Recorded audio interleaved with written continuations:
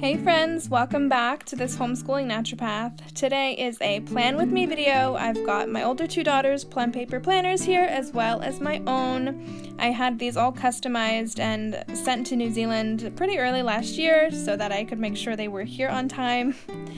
This is my normal Sunday night routine. I like to sit down for about an hour every Sunday night and make sure that my week is well planned so that I can feel organized when our week starts the next morning. I customized my Plum paper planner to have these specific categories: chores, morning basket, group subjects, Arabella, Atlanta, Alea, and then down the bottom is my meal plan for the week. The chores category I did intend to use a little bit differently than I'm using it now, but how I'm using this category at the moment is just writing my girls' initials. AY is my oldest daughter, Arabella, AT is Atlanta, and then AL is my 5-year-old. And I just put their initials here so that I can then write in their chore that they're doing that morning. These are just part of their morning chores. So I've kind of explained a little bit on here before. At 8 o'clock when we get up, they make their beds, brush their teeth, get dressed, tidy up their rooms, anything that's on the floor that shouldn't be, etc. And then they come out and they will start on this particular morning chore. So either the washing, which is what we call the laundry here in New Zealand. So, you know, the laundry, it is the washing for us. And that just means that whoever's on it that day will take our basket of dirty clothes downstairs and just put the washing machine on. And then obviously the person who's emptying the dishwasher empties the dishwasher, easy peas. My 5-year-old has some easier jobs. She vacuums every day, and then the dog poo situation, that's actually my morning chore. But it's there so that she doesn't feel left out. Next up here, I'm planning out our group subjects for the week. This term we're doing Living Off the Land by Gather Round Homeschool as our main science and history curriculum. So I am just going through my teacher's guide here and figuring out what lessons we're going to be doing this week.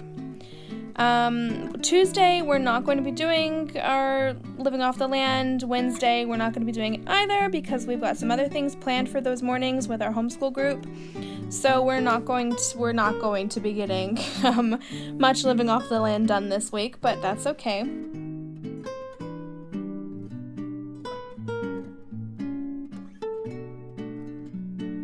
I do like to know exactly what we're going to be doing for the week for these particular lessons, so at this point I'll go through the hands-on activities that Gather Round provides, and then sort of note down what activities or science projects or crafts and things like that we're going to be doing this week. So for lesson 4 there, it was hauling buckets of water to see how many buckets it takes to fill our bathtub. And then lesson 5, it was like digging up rocks and any, sort of stumps that we had around the garden. We have been absolutely loving this Gather Round unit so far, Living Off the Land. It has just been so amazing. All my girls are enjoying it, as am I. Alright, moving on now to my oldest daughter's individual work for the week. This is her customized Plum paper planner, and I will show you guys this a bit more in depth later on in the video when I go to write in her planner. But yeah, basic overview, she's got math, reading, writing, grammar, and what else is there? Spelling, great, yes, those are her main things, and then a free section there to write whatever else I want to put in. So here, in order to figure out what lessons she's supposed to be doing from all of her workbooks, I'll go to her week from last week, and on Wednesday last week she completed the Good and the Beautiful Math lesson 55, so she's doing 56, 57, and 58 this week. I have brought their math down to only 3 lessons a week just because 4 lessons was just getting too much. We were doing 5 lessons last year, and it was just stressful for everyone. It was stressful for myself as well. So we tried out 4 and it just wasn't working out. So now we're at 3 and it's a lot better. My other acronyms here for her, I've got SYS 3D on Monday there, and that is her spelling UC 3D. I've mentioned before that she has not enjoyed spelling UC, so what we're doing instead of her having to write it down every day is I'll just dictate to her what is in my teacher's guide, and then she writes it and we work on any words she spelled incorrectly. The FIG that I've got written down there, that is her Fix-It Grammar. She has 4 lessons of Fix-It Grammar throughout the week, and I just write down what page number she's doing on that day. And then finally, the assigned reading that I put down there before, I haven't written in the specific chapters for specific days.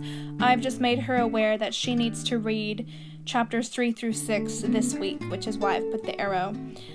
Thursday, instead of a math lesson, she will play a math game, either with me or with one of her sisters. And then on Friday, she has logic. This is my 7-year-old's planner, so now I'm starting on her individual work. Again, figuring out what math lesson she left off on last week, the Good and the Beautiful Math, the level lesson 52, 53, and 54 is what she will do this week.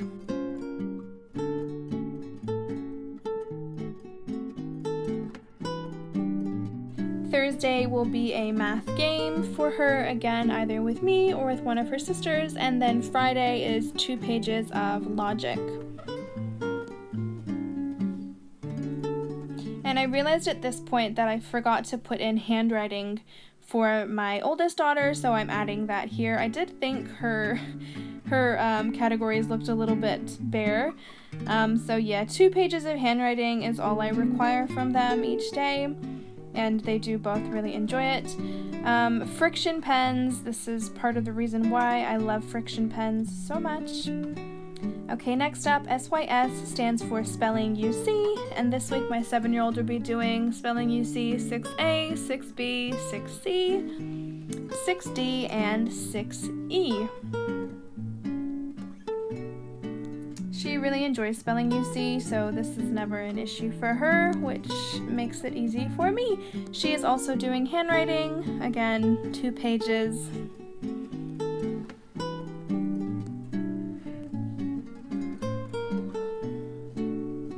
The handwriting we use is the Good and the Beautiful handwriting. My 7-year-old is on the level 3, which is first year cursive, and my 9-year-old is on the level 4, which is second year cursive.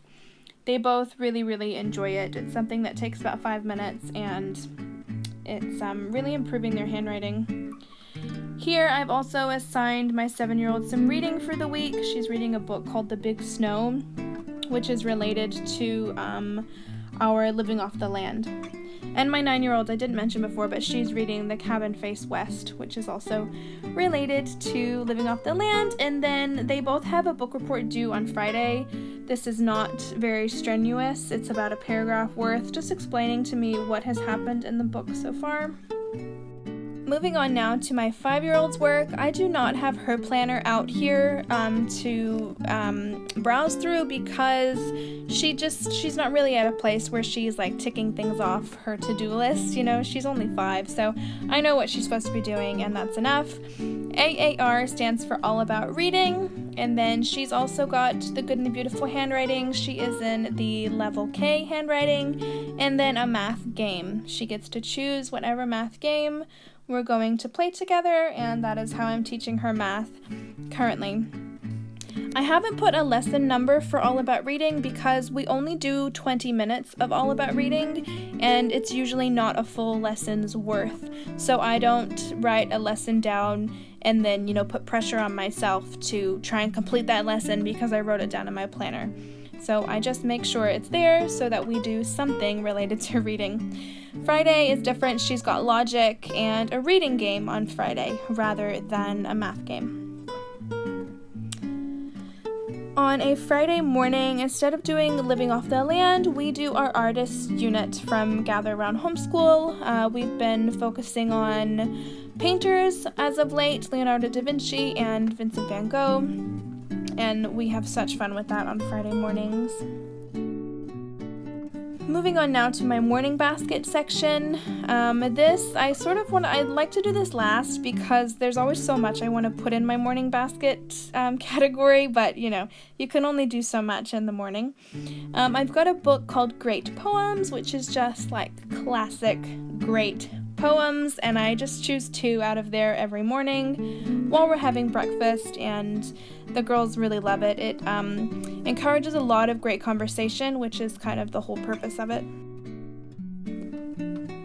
The LDTR reverence that I've written here, this is Laying Down the Rails by Charlotte Mason. This is our habit training. We are working on the good habit of reverence this term. Reverence, respecting yourself, respecting others, and respecting property is something that we're really focusing on this term. And then I've also got written down here Tuttle Twins, Book 2. We've been reading our way through all of the Tuttle Twins. This is our 2nd time reading through all of the books, and my girls really enjoy that. We've also got Sticky Situations in our morning basket. This is a family devotional, which we always really enjoy. Again, brings up a lot of great conversation. And then on Thursday, I've got written down Professor Noggin Countries. We love a good Professor Noggin game, and it's great to just pull them out now and again for some fun practice. WWN is World Watch News. This is a part of our morning basket time. My girls love World Watch News, and I highly recommend it to everyone. Okay, and then now I'm moving on to our extracurriculars and sports. Monday is gymnastics. I just put this in the chores category mainly because there's nowhere else to write it. So Monday's gymnastics, Tuesdays and Thursdays are rugby training. And then on a Friday, my older 2 are learning sign language this term, which is a lot of fun for them. And then I like to highlight our sports just so that when I look at my planner in the morning, I know exactly we have to be at rugby at this time, so we need to make sure we've done all of this by this certain time. Yeah, just to remind myself, make it big, make it bold so that I don't forget about it. And then on Tuesday this week, we are actually going to a cake decorating class with our homeschool group, which is very exciting. So that is why we have less work on this day. And then Wednesday this week, we've got a sports day with our homeschooling group as well. Again, friction pen. Love that I can erase my mistakes.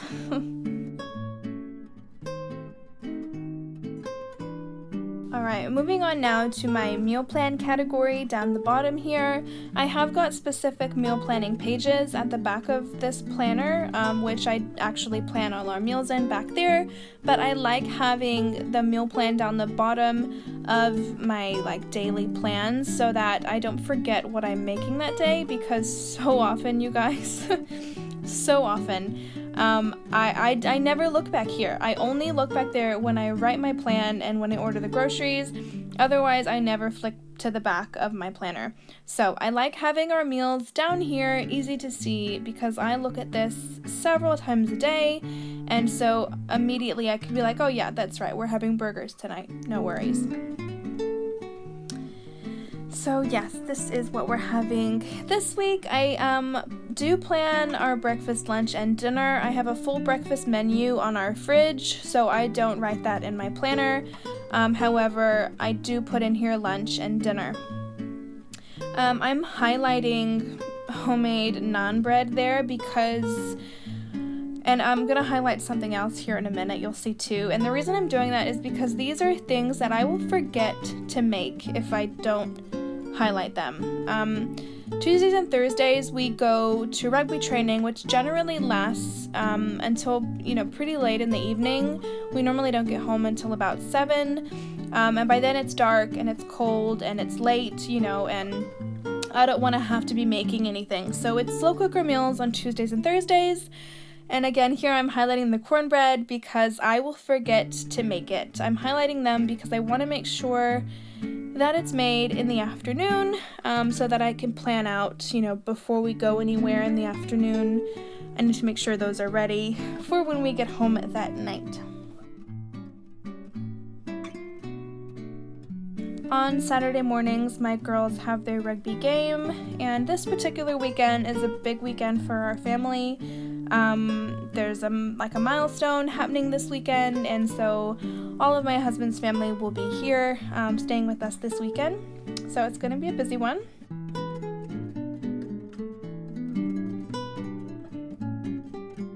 After I had wrote all of this plan down, I realized that Thursday is May the 4th, and we are big Star Wars lovers in our house, and I had every intention to plan a whole Star Wars unit study, and it just got away from me.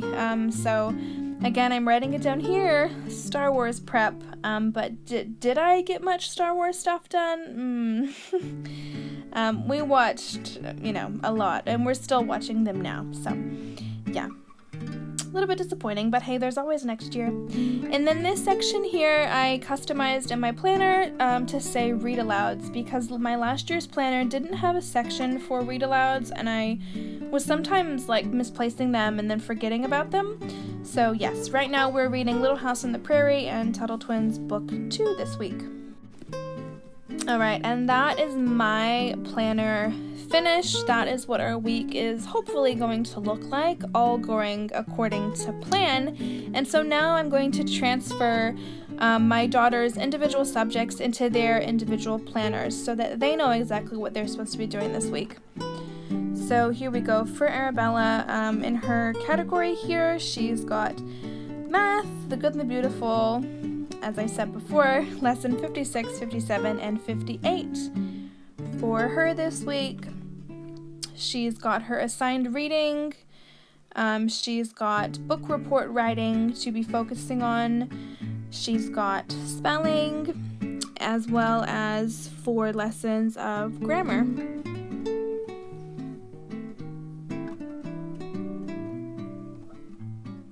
So how I have really been using these planners is just to give my daughters a sense of independence. I don't want them to have to continually rely on me to kind of walk them through exactly what they're supposed to be doing every single day.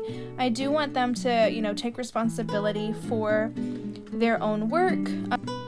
While they are still so little, my older 2 are only 7 and 9, I do think that it is important for them to start developing that sense of independence and that sense of, control over their own learning. So I make sure that all of their work is in their planner at the start of the week for them to see. They know exactly what will be expected of them that week. They know exactly what they'll have to do for schoolwork. And, it's up to them whether or not they want to accomplish it. And if they don't, there will be consequences for it. And if they do, they get to pick something from our treasure chest, which I will make another whole video on pretty soon here. Having their own personal planners is something we only just started this school year, so we've only been working with their planners for the past 3 or 4 months now, but it has just been such a huge contrast to last year when they didn't have planners. I would tell them, hey, you need to do math and handwriting today, and it would just be complaints. Oh, that's not fair, I did math yesterday. Oh, that's not fair, I did handwriting last week, or ridiculous stuff. So I think that the contrast has just been that on Monday morning, they are able to see exactly what they have for the whole week. They know exactly what I am expecting of them, and it is in their hands. It's up to them how they get this done, when they get this done. If they don't want to do math on Monday, well, that's actually fine with me, but they understand that it will just get pushed out. And should that math lesson get pushed out to Friday afternoon, then that means they do not get to pick anything out of the treasure chest, and there will be other consequences, such as, losing screen time, potentially not being able to participate in their rugby game on Saturday and having to do their math instead. Different consequences like that. I haven't actually had to deal with that yet because my daughters are actually all pretty good. They don't want to know what other consequences I might have in store for them should they not get their work done. So And I mean, I do of course make exceptions, obviously, if someone is under the weather, or if something, for example, our cake decorating class this week, if that has been too much of a distraction on our day, then that is absolutely fine, and I am very understanding when we have other things going on those particular days. And that's okay, and that's why I do like to give us that Thursday and Friday of having a little bit of less work to do, so that we have a little bit of leeway and that we're still able to get everything done, even if it's not on that exact day. Moving on now to my 7-year-old's planner. All of her stuff. Her planner is actually laid out exactly the same as my 9-year-old's. They have very similar curriculum, very similar things that they do.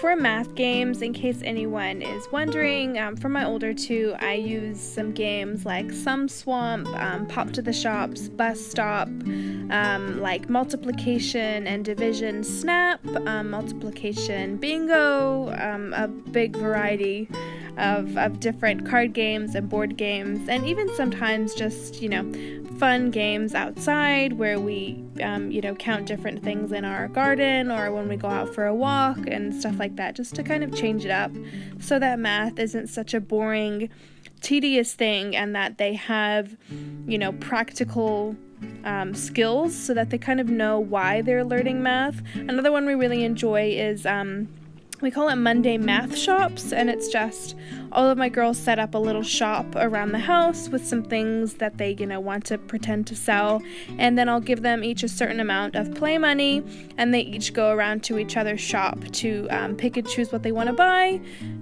do the money exchange, and then they'll continue on, so on and so forth. And that's a really good way, a really fun, interactive way to learn money. And then for my older two girls, logic, in fact, all of their logic books, actually, all 3 of them, they all come from the Critical Thinking Co., which I will link down below if anybody is interested. So I feel like when you look at everything written down, it looks like a lot, but honestly, this work, my daughter's individual work, it probably takes them an hour to an hour and a half max. And that is, they're independent reading, writing, math, logic, spelling, grammar. Like, that is all of their really, really important independent stuff, and it does not take them long at all. So while this might look like a lot written down on paper, this really doesn't take my girls long at all. This is our routine. These are our habits. This is what we do every single day. And so, when we sit down to do our independent work, it just flows. There is a steady rhythm and flow, and everybody knows exactly what they're doing, and it just works, and it's not too much for any of us at the moment anyway. And I think my main piece of advice for anyone trying to achieve a really good flow in their homeschool is consistency on your behalf. Being consistent, reminding your children what they're supposed to be doing, making sure they know exactly what is expected of them, and making sure that you do a similar thing every day, that there is a solid set routine. For us, I really like to make sure that we are all up and, doing our morning chores and dressed and fed and organized and ready to go by a specific time in the morning. I just feel like that is the consistency we need in the morning time that gets us off to a really good, solid start. And that is my big girls' planners sorted out, ready to go for the week. They do have sticker books at the backs of their planners, so they often like to go through and decorate these pages with stickers and different pens and whatever they want. I highly, highly recommend planners in your homeschool if you are struggling with finding a good solid rhythm and routine and being consistent. Planners are definitely a useful tool to keep everybody on track. Alright, that is it from me. Thank you guys so much for watching today's video, and I will catch you in the next one. Bye!